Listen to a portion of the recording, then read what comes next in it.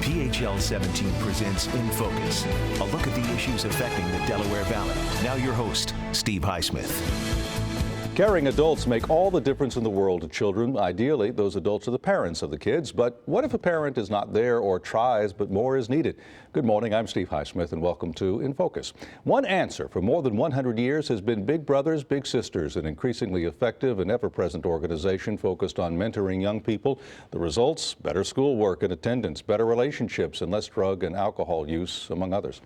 And with me are Ursula Raczak, Chief Executive Officer, Big Brothers Big Sisters of Bucks County, and Joe Morrison, a volunteer and a Big Brother and an active member. Thank you both for being here. Appreciate you taking the time today. Thank you. Good You're morning. welcome. It's an exciting thing, Big Brothers and Big Sisters. Yes, it is. We are really an incredible organization.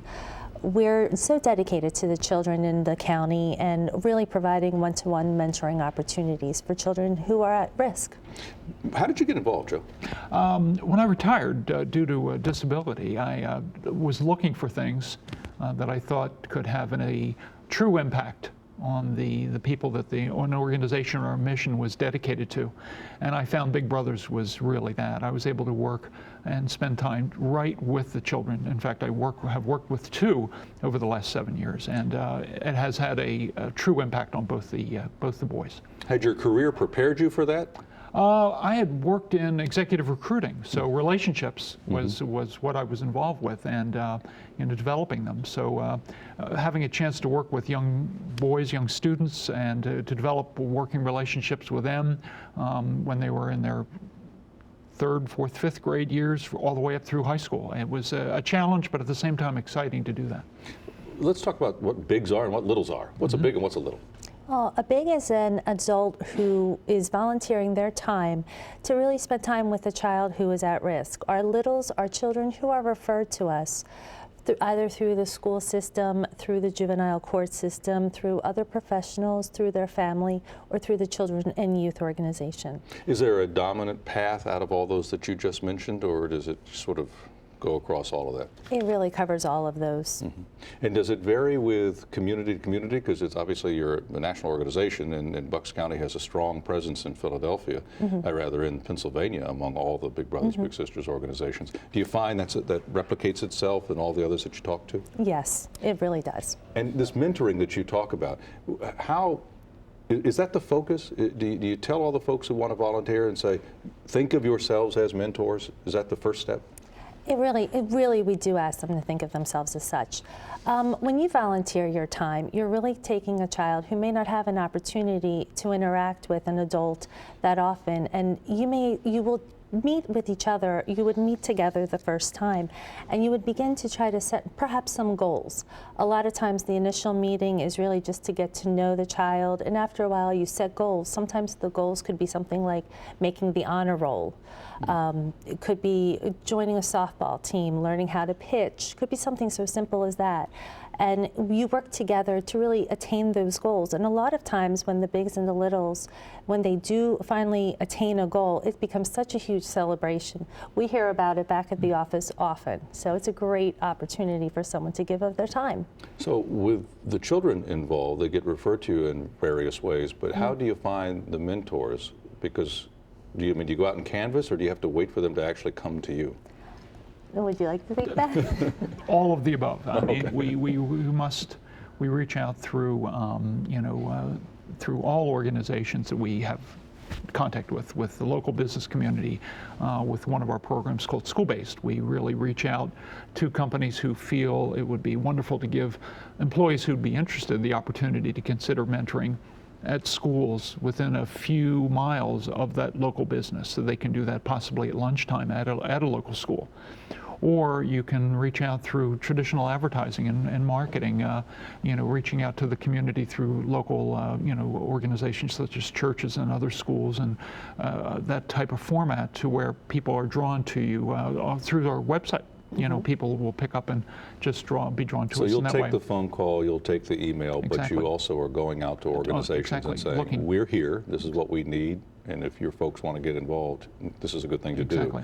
Now, what is a hurdle or two that any potential big brother, big sister would have to pass before they can actually be a part of the organization? What we do, the first thing we want them to understand is the commitment of time is not nearly what many people think it is. The people think it's hours upon hours per month to need to mentor. It's really not. It's 2 to 3 hours a month, maybe Really? 4. That's all? That's 2 to all 3 that's hours all a you month? need to do and Oh, wow. dedicate to this. And then once there's an understanding that one can fit that within their schedule between the programs that we offer, whether it's community and or school-based, within your schedule, and then an understanding of what the relationship is, and mentoring is building that friendship with the child. It's getting them to really be wanting to be with that adult in such a way that the mentor feels strongly, the volunteer feels strongly this is something they can make a difference with the child with. There's then an application process, a screening process that we put everyone through as you would want for both the volunteer and for the children. So they have to have criminal background checks. Then we do a full, thorough, almost 2-hour interview, both of the volunteer as well as the mentor. So you try to actually match the right, I don't want to say personalities necessarily, but I guess that's a component. Exactly. Match the right potential big brother, big sister with the child. You look for interests, personal traits, things that would be a good fit because you want that match to work. You want it to be as strong as it possibly can as it gets started, because you don't want to disappoint a child after a short time and have to then make a change and start over again. So that interview by our program staff is critical, both with the child and with the mentor. Well, I know so many big brothers, big sisters are such dedicated people. Do they ever get frustrated, and how do you deal with that frustration? Because if you want to help a child and the child doesn't instantly get it, there's a frustration that builds in. Am I doing something wrong? Sure. What's going on here? How do you handle it? Well, honestly, that's where our program staff comes into play. That support you get, somebody who's there regularly for you, checking in to see how things have gotten started. Are there hiccups and problems and issues getting that child and you to begin to relate? And once that program member begins to work with you, giving you ideas on how to get beyond that, things usually begin to happen pretty smoothly at that point.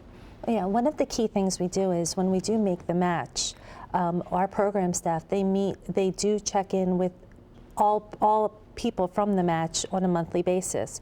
So they will call the big, they will call the little, they will talk with the family of the little as well.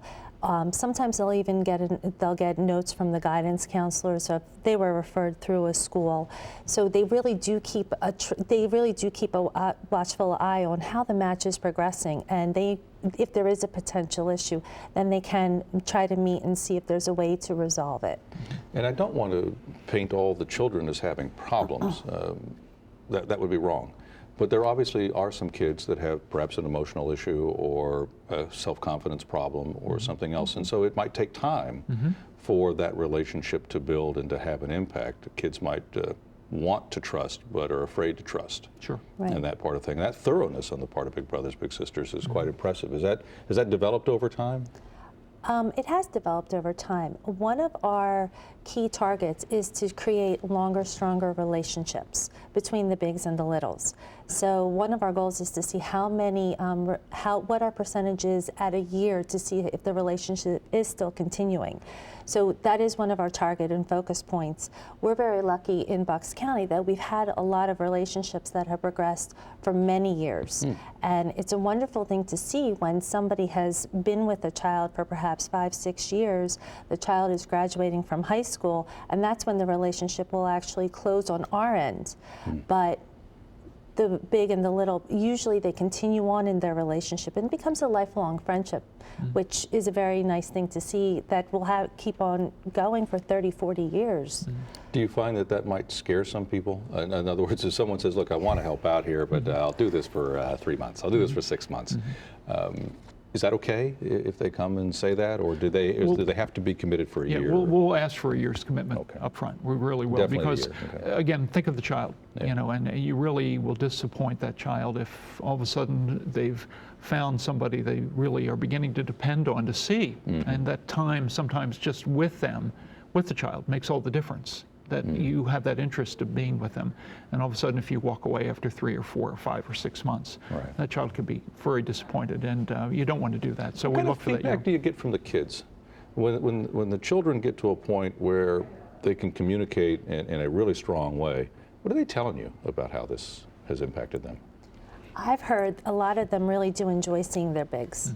If it's a school-based program, what you'll see perhaps in the beginning, they may not be as willing to meet with the big brother or big sister. And then as time goes on, all of a sudden it becomes almost a status symbol that, oh, I'm going to meet my big today. And all the other kids become a little bit envious because they have somebody that they can speak to that's not a sibling, not perhaps a parent or a grandparent or a school teacher. So it becomes almost like a status symbol for some of the school students. And then you'll hear the feedback that it's like, my big is just an awesome person and they give me something to aspire to. Is a big brother these days always with a male child, or can a big sister be with a male child and vice versa? We try to keep them with the same genders. And when this happens and you go through this process, do you find at the end of the year that you have more women being big sisters, or is it more men, or do you have a pretty even mix? Oh, no, you were correct. Right. We're definitely looking for additional male mentors. That's our biggest challenge by far, is to find more men, because there are more young boys that are brought to us by the schools, the counselors, social services that are in need. So yeah, we're always looking for more men. And how do you make that pitch to men then? Because that 2 or 3 hour commitment, I think a lot of guys will say, well, all right, what am I supposed to do? If I'm going to take him fishing, that could take 2 or 3 hours right there. Okay. Exactly. And so, I mean, how do you work through all of this? I mean, 2 or 3 hours doesn't sound like a lot to me at all.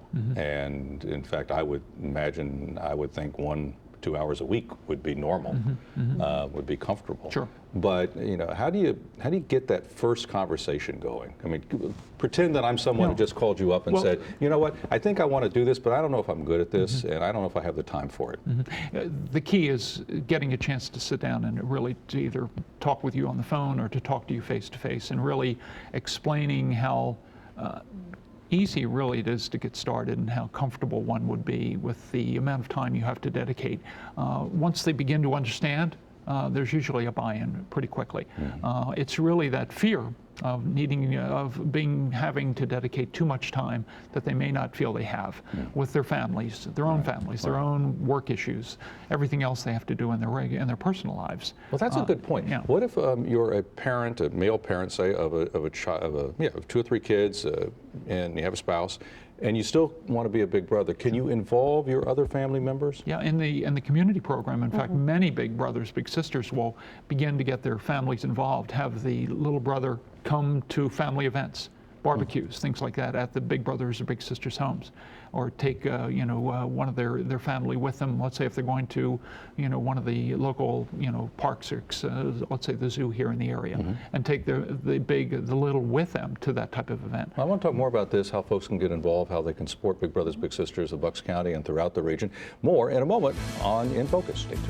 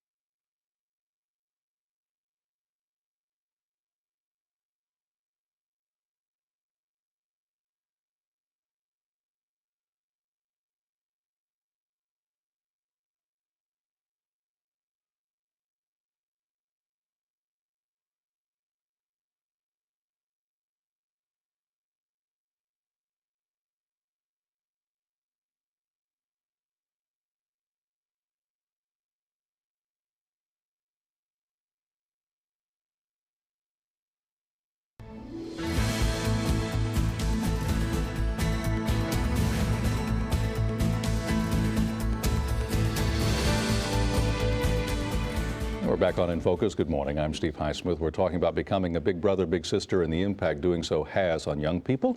And with me this morning are Ursula Raczak, Chief Executive Officer, Big Brothers Big Sisters of Bucks County, and Joe Morrison, a volunteer and a big brother. And obviously, as we've been hearing,